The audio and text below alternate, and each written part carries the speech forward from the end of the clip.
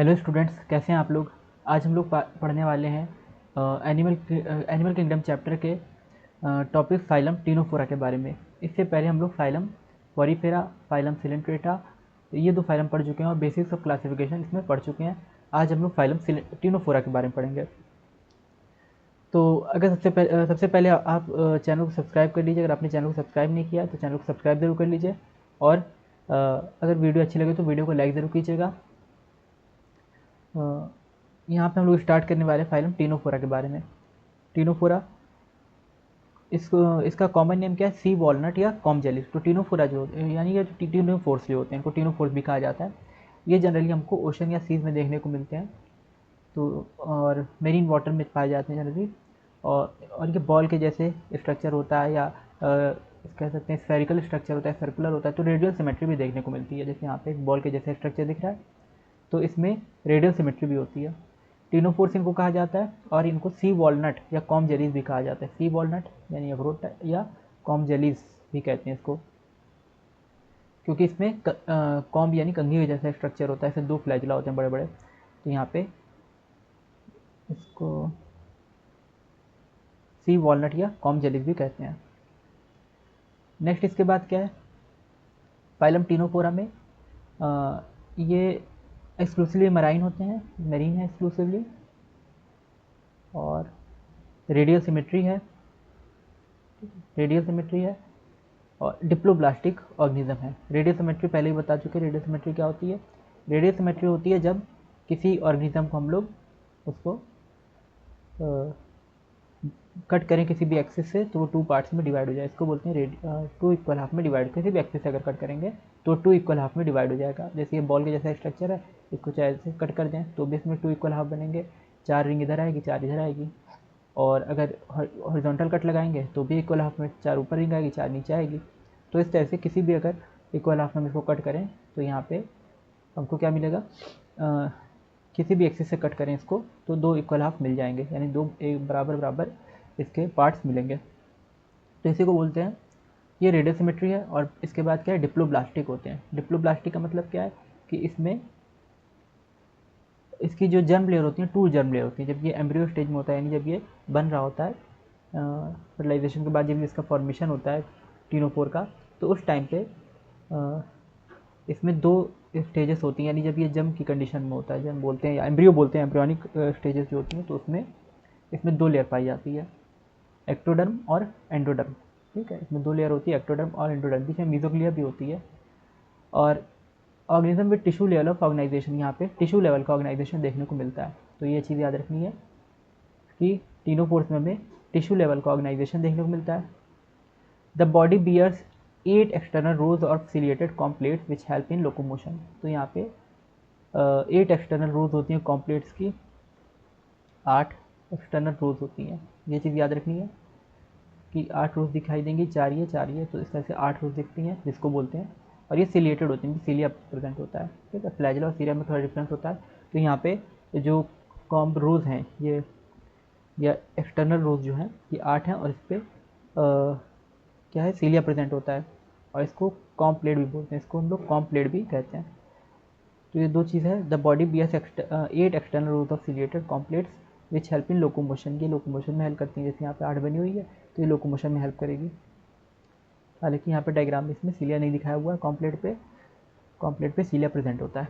Next, digestion is both extra cellular and intra cellular. तो यहाँ पे डाइजेशन जो होता है, वो डाइजेशन कैसा है, एक्स्ट्रा सेलुलर भी है और इंट्रा सेलुलर भी, यानी सेल के बाहर भी होगा और ऑर्गेनिज्म के अंदर भी होता है। तो 2 तरह का आपको डाइजेशन देखने को मिलेगा, यानी सेल के बाहर भी डाइजेशन होगा और सेल के अंदर भी डाइजेशन होता है।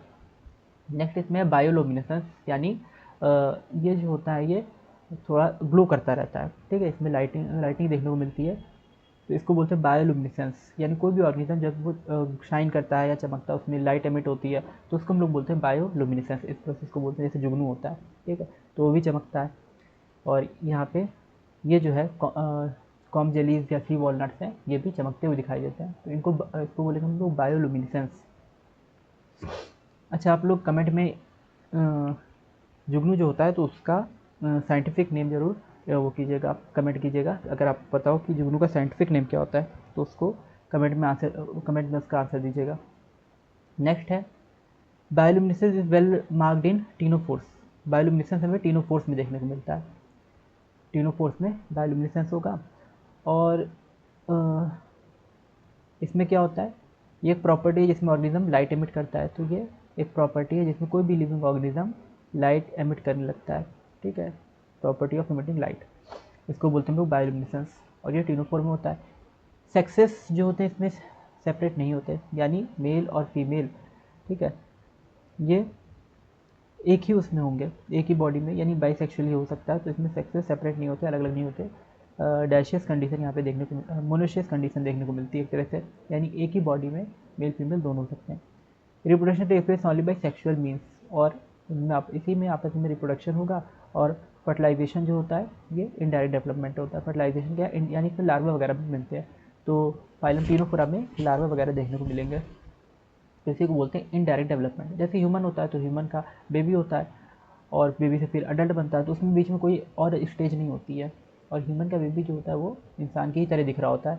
लेकिन कुछ इंसेक्ट्स या कुछ एनिमल्स ऐसे होते हैं जिसमें अलग अलग स्टेजेस होती हैं लाइफ साइकिल में, जब उनके बेबीज़ होंगे तो वो अलग तरह के दिखेंगे, उनकी जो ऑफस्प्रिंग या उनकी संतान होगी तो वो थोड़ी अलग तरह की दिखेगी। जैसे लार्वा जो होता है वो इंसेक्ट वगैरह से, या ये इसका अगर लार्वा टीनोफोरा का, तो ये इससे जो लार्वा होता है थोड़ा डिफरेंट दिखेगा। और फिर वो लार्वा जो है, जब मान लो किसी में प्यूपा स्टेज भी है तो प्यूपा बनता है, प्यूपा भी थोड़ा डिफरेंट दिखता है, तो इस तरह से इसको बोलते हैं इनडायरेक्ट डेवलपमेंट। जनरली अगर लार्वा बन रहा है तो लार्वा की कंडीशन जब होती है तो उस लाइफ साइकिल, एनिमल की ऐसी लाइफ साइकिल जिसमें लार्वा दिखेगा, तो उसको हम लोग बोलते हैं इनडायरेक्ट डेवलपमेंट।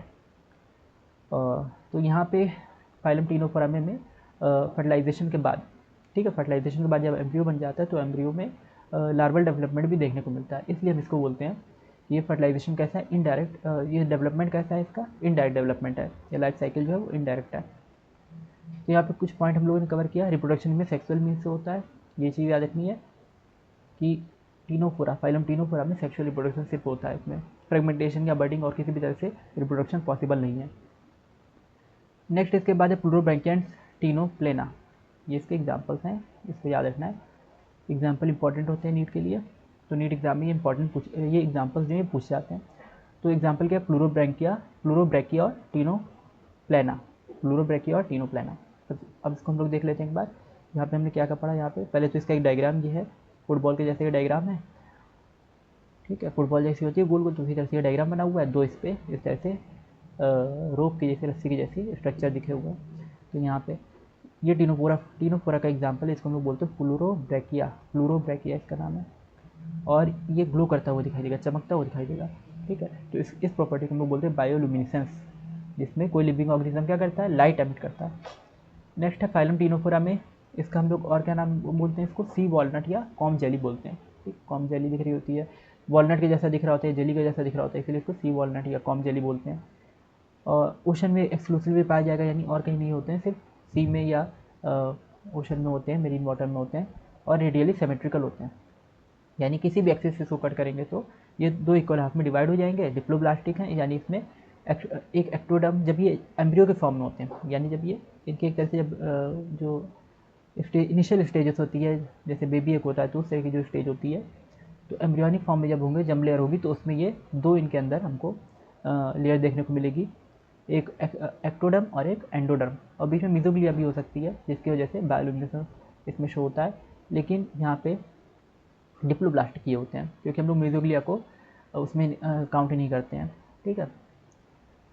तो यहाँ पे डिप्लोब्लास्टिक है, एक्टोडर्म और एंडोडर्म, दो लेयर है सिर्फ, टिश्यू लेवल का ऑर्गेनाइजेशन है, और 8 रोज हैं ये कॉम्प्लेट्स की, 8 एक्सटर्नल रोज हैं, और इस पर सीलिया होंगे, लोकोमोशन इससे होगा, डाइजेशन होगा, डाइजेशन जो होता है एक्स्ट्रा सेलो इंटर सेलो होता है, डाइजेशन, ये डाइजेशन भी कर रहे हैं, इसका अंदर गट हमको देखने को मिल रही है, यहाँ पे अंदर के साइड गट भी है, ठीक है, डार्क करके ये दिखाया हुआ है। तो इसमें जो गट होती है, इसकी वजह से इसमें डाइजेशन देखने को मिलेगा, सेल के अंदर भी डाइजेशन होगा और सेल के बाहर भी जो गट होगी उसमें भी डाइजेशन होता है। बायोल्यूमिनेसेंस की प्रॉपर्टी होती है, लाइट एमिट कर रहा है, और इसमें रिप्रोडक्शन सिर्फ सेक्सुअल होता है, सेक्सेस सेपरेट नहीं होती, ये चीज़ याद रखनी है कि सेक्सेस सेपरेट नहीं होते। यानी कंडीशन कैसी है, ये कंडीशन होती है, इसको बोलते हैं मोनोशियस कंडीशन, यानी सेक्सेस सेपरेट नहीं होते, एक ही बॉडी में मेल फीमेल दोनों यहाँ पे दिखाई देंगे organism. Reproduction takes place only by sexual means and fertilisation indirect, इसमें जो डेवलपमेंट है वो कैसा है, इनडायरेक्ट है, तो इनडायरेक्ट डेवलपमेंट से हमको फर्टिलाइजेशन देखने को मिलेगा। एग्जाम्पल क्या है, प्लूरोबैकी और टीनोप्लेना। ये आज का टॉपिक था, हमारा छोटा सा टॉपिक था फाइलम टीनोफोरा। नेक्स्ट हम लोग कल बात करेंगे फाइलम प्लेटीहेलमिन्थस के बारे में। और अगर आपको लेक्चर समझ में आया हो, ये चीज़ें समझ में आए हो, तो वीडियो को लाइक ज़रूर कीजिएगा और चैनल को सब्सक्राइब कर लीजिए ताकि आगे आने वाली वीडियो की आपको अपडेट भी मिलती रहे। Thank you for watching. मिलते हैं अगली वीडियो में।